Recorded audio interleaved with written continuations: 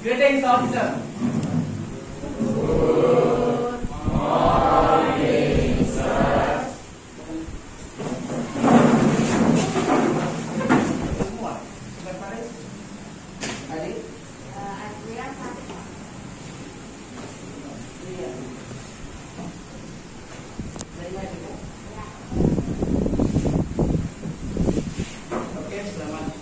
Pagi.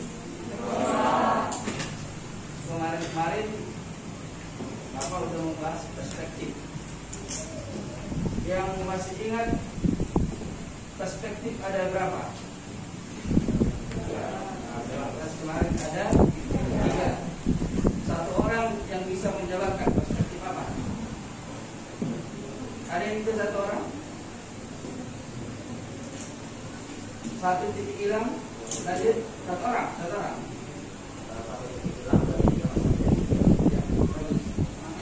Baru yang kedua, fungsi menggambar perspektif. Kemarin kita menggambar perspektif untuk mendesain apa? Satu orang.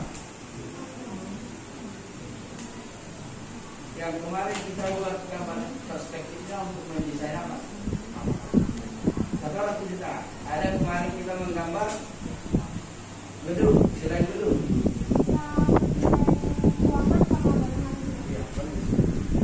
Menggambar perspektif itu bisa menggunakan mendesain ruang eksterior, interior. Eksterior di bagian luar ruangan itu bisa mendesain taman depan, taman samping rumah, kiri kanan, taman interior, ruang interior, ruang dalam sudah mencakup semua.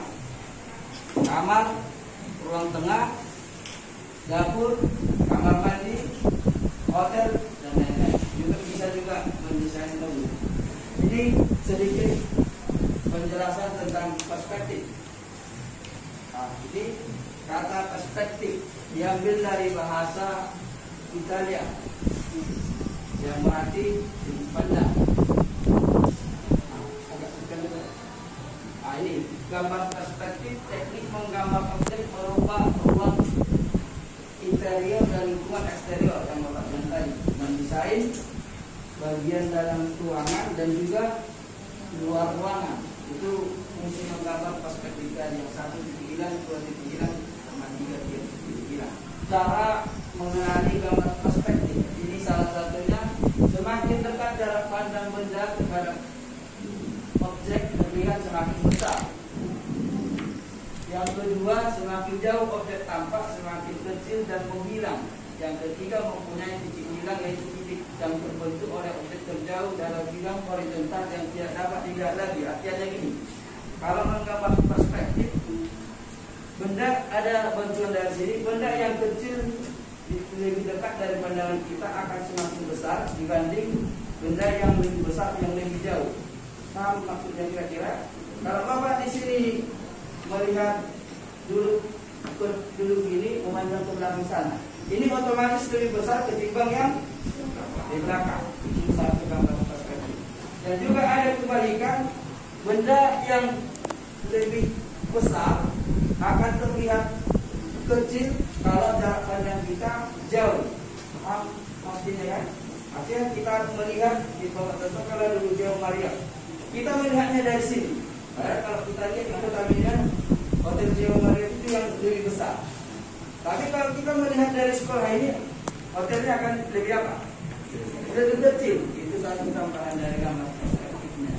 Benda yang besar akan nampak semakin kecil bila jarak pandang kita jauh. Benda yang kecil akan nampak besar bila jarak pandang kita dekat.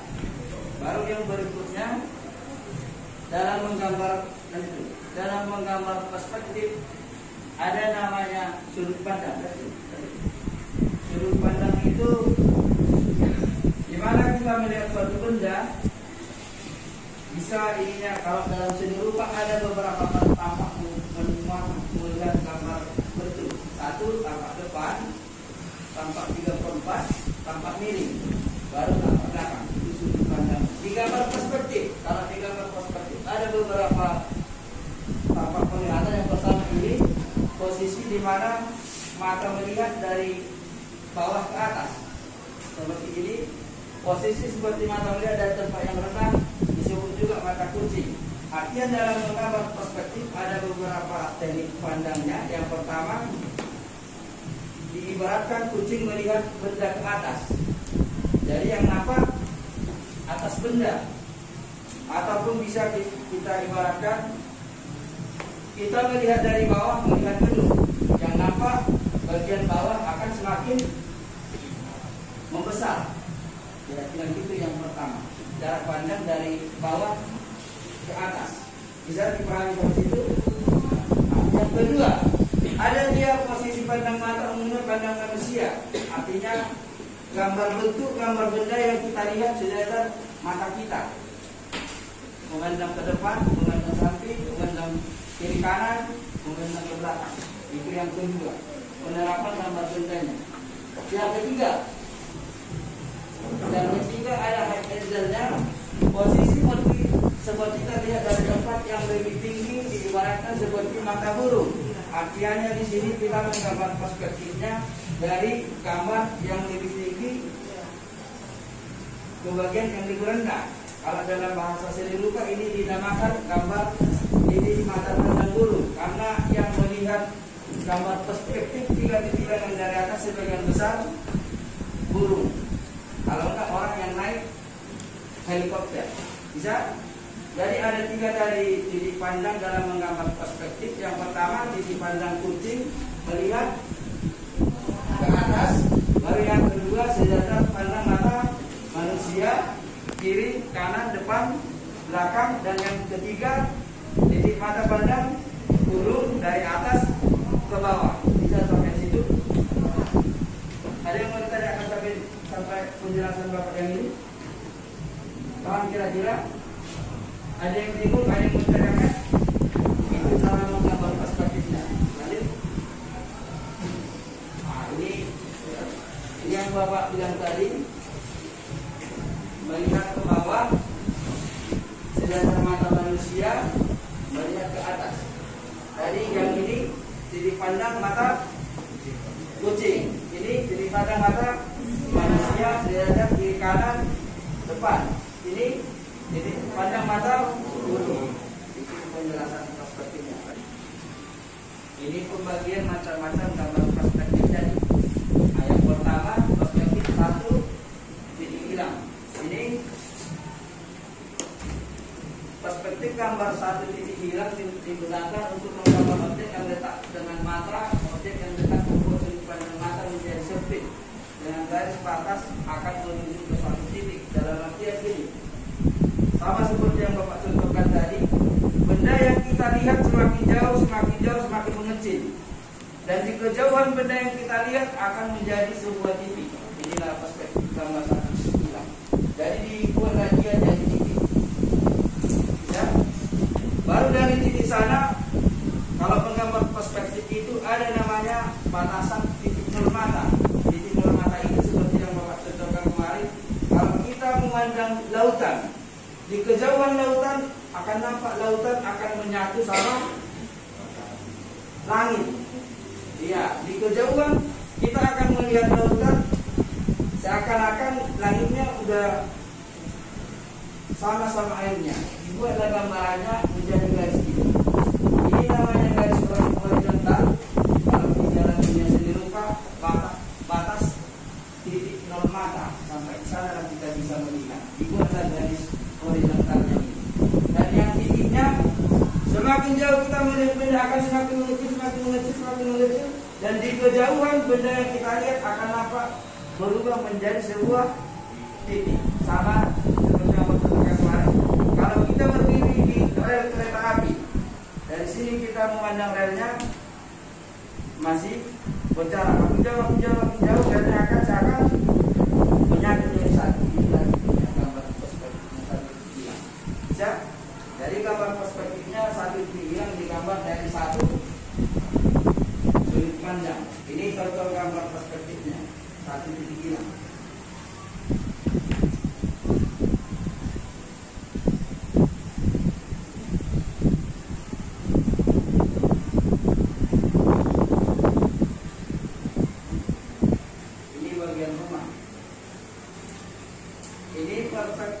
perspektif gambar titik dua titik lenyap. Sama ininya ada yang buat titik lenyap, ada yang membuat titik hilang. Sama juga kayak tadi, cuma di sini bedanya di perspektif satu titik hilang tadi, benda yang kita lihat frontal dari depan. Yang di perspektif dua titik hilang, benda yang kita lihat mengarah dua sudut pandang.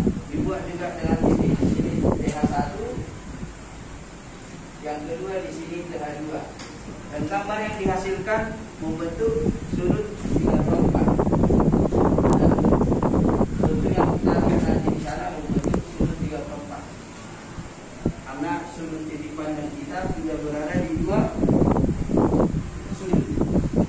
Ini cara menggambar perspektif dua titik hilang atau dua titik lenyap.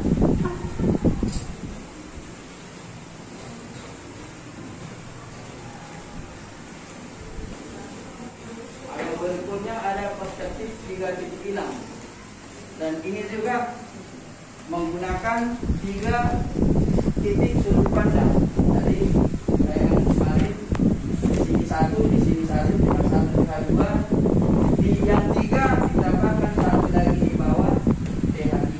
Jadi karena kita melihat dari atas, dari titik pandang yang ke bawah, itu ada cara menggambarnya dengan menggunakan tiga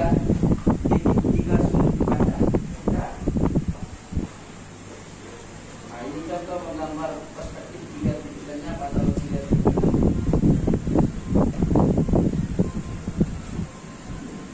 Demikian sedikit teori tentang perspektif satu titik hilang, dua titik hilang, sama tiga titik hilang. Kira-kira ada yang mau ditanyakan dari teorinya? Bisa diikuti semua? Bisa? Dari sana kita mencoba menggambar yang pertama satu titik hilang. Yang pertama kita buat dulu garis horizontalnya. Yang pertama kita buat garis horizontal, dan yang kedua kita buat sudut pandangnya atau titik lenyapnya di tengahnya. Kita buat namanya TH1.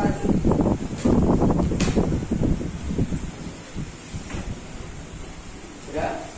Yang pertama kita buat di sini jarak pandang mata di bawah mata atau jarak pandang mata berusaha. Cara menggambarnya kita buat dulu kotak di bawah.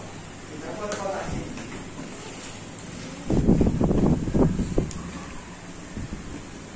Ya. Cara menggambar perspektif satu titik hilang. Seperti biasa juga ada kotak. Kata kunci di sini, setiap ada sudut. Di sini ada sudut, ada sudut, ada sudut, ada sudut. Kita hubungkan ke titik satu. Jadi kita hubungkan ke titik satu.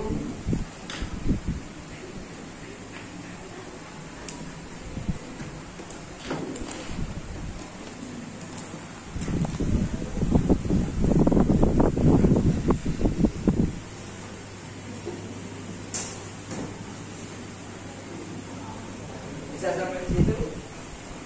Jadi seperti ini gambar. Setiap ada sudut bukan ke titik satu, ke titik lenyap. Ya. Baru karena kita menggambar kotak,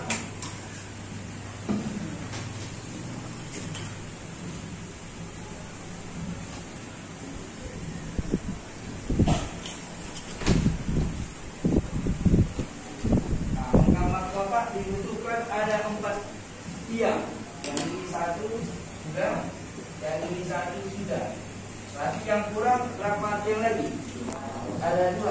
Cara yang membuatnya, tinggal kasih roll di sini. Sudah ada garis yang di depan, ada samping kita buat. Baru kita hubungkan garis yang dari samping ke garis yang dari samping. Yang ini garis samping, yang ini garis samping. Kita kasih roll, kita geser ke depan.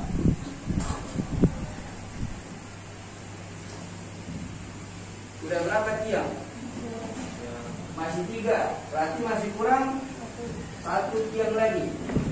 Bisa sampai sini, dapat sampai sini? Dapat? Nah, baru kita buat dulu yang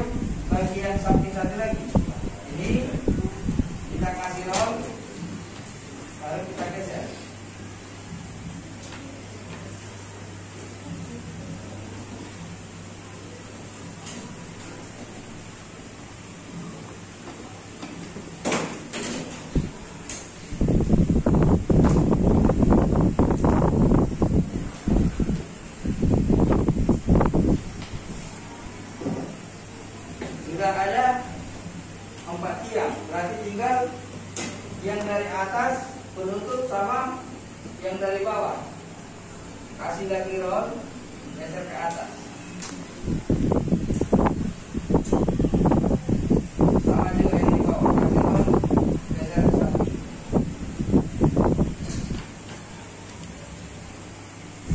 Ini gambar tadi di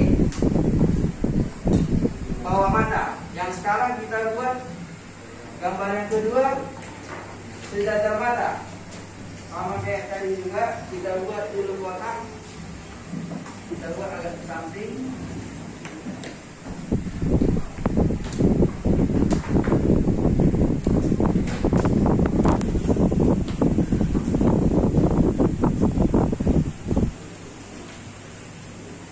Ya, masukkan kata kunci. Setiap ada sudut, kita tandai dulu sudutnya. Hubungkan ke titik satu.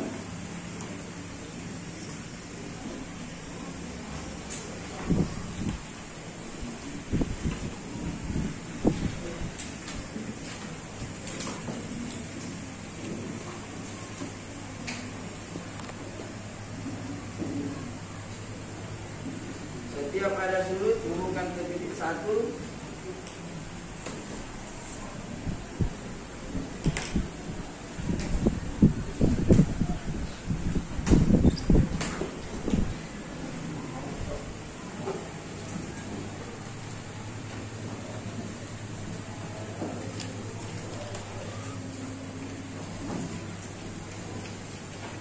Sudah?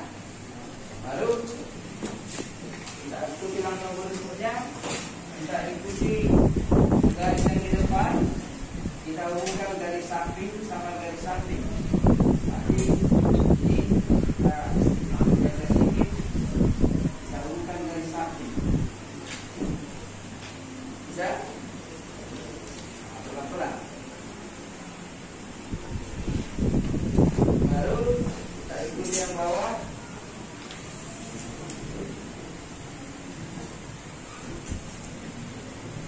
Kita lanjut yang samping lagi.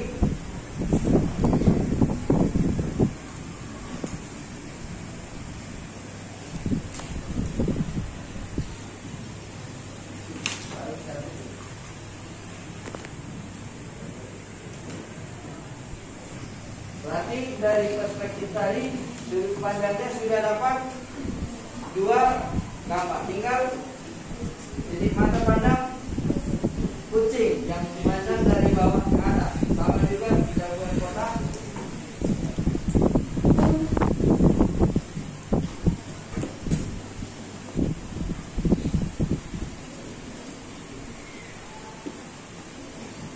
Kita buat kotak di atas garis horizontal. Masukkan kata kunci lagi. Setiap ada sudut, hubungkan ke titik satu.